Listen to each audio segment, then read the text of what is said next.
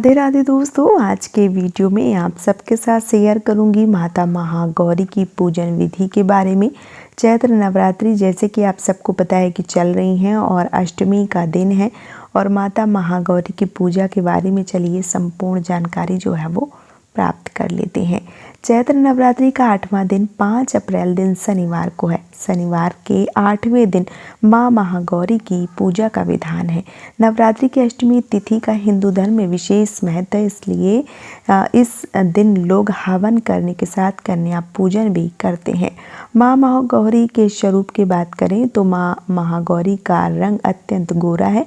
इनकी 4 भुजाएं हैं। माँ बैल की सवारी करती हैं। माँ का स्वभाव शांत है। हिंदू धर्म की मान्यताओं के अनुसार माँ महागौरी की पूजा करने से पापों से मुक्ति मिलती है, संकटों से रक्षा होती है। तो चलिए जान लेते हैं कि माता रानी की जो पूजा है वो किस प्रकार से करनी चाहिए। तो सूर्योदय से पहले उठकर स्नान करने के बाद में साफ वस्त्र धारण करनी चाहिए। माँ की प्रतिमा को गंगा जल से शुद्ध करना चाहिए। सफ़ेद रंग जो है वो माता को अर्पित करना चाहिए। मान्यता है कि महागौरी को सफ़ेद रंग अति प्रिय है। माँ को रोली कुमकुम जरूर लगाएं। माँ को पंचमेवा का भोग लगाएं। फल और मिष्ठान के साथ काले चने का भोग लगाएं। माँ की आरती करें। अष्टमी के दिन कन्या पूजन करना भी विशेष रूप से शुभ माना गया है।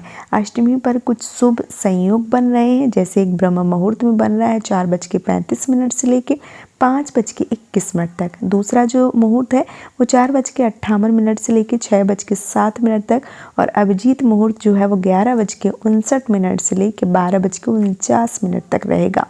विजय मुहूर्त 2:30 से लेकर 3:20 तक रहेगा।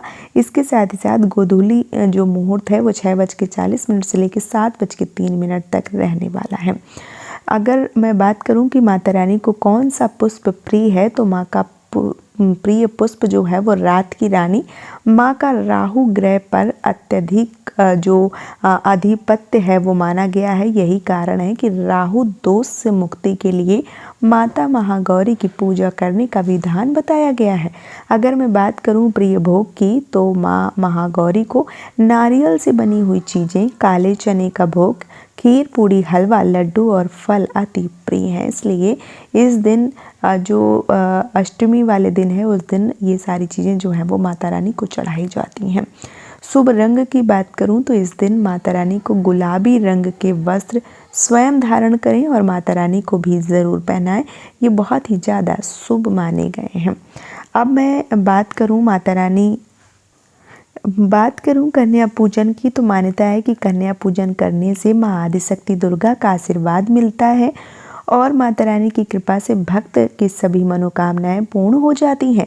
नवरात्र पर्व पर दुर्गाष्टमी के दिन कन्याओं की पूजा की जाती है, जिन्हें कंचक भी कहा जाता है। कंजक जो है वो जरूर खिलानी चाहिए और इस पूजन में 9 साल की कन्याओं की ही पूजा का विधान है। माना जाता है कि महागौरी की उम्र 8 साल की थी। कन्या पूजन से भक्त के पास कोई भी दुख नहीं आता है और माँ अपने भक्तों पर प्रसन्न होकर उन्हें मन वांछित फल प्राप्त करती हैं। कन्याओं को अपनी सामर्थ्य के अनुसार भोजन कराएं। उसमें खीर, पूड़ी, हलवा, अन्य प्रकार की मिठाई का भोग लगाकर उनसे खाने के लिए निवेदन करें। भोजन के बाद कन्याओं को दक्षिणा के रूप में फल, पैसे दें। उनके पांव छूकर आशीर्वाद प्राप्त करें।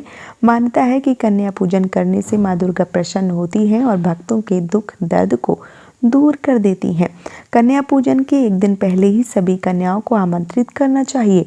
सभी कन्याओं को छोटे लड़कों के चरण स्पर्श, सभी कन्याओं और छोटा लड़का जिसको हनुमान जी का रूप माना गया है, उन सब के पैर जो हैं वो स्पर्श करने चाहिए। साफ सुथरी जगह पर बिठाना चाहिए। इसके बाद उनकी कलाइयों पर मौली बांधें और सभी कन्याओं और लड़के को तिलक लगाएं। उसके बाद भोजन करवाएं।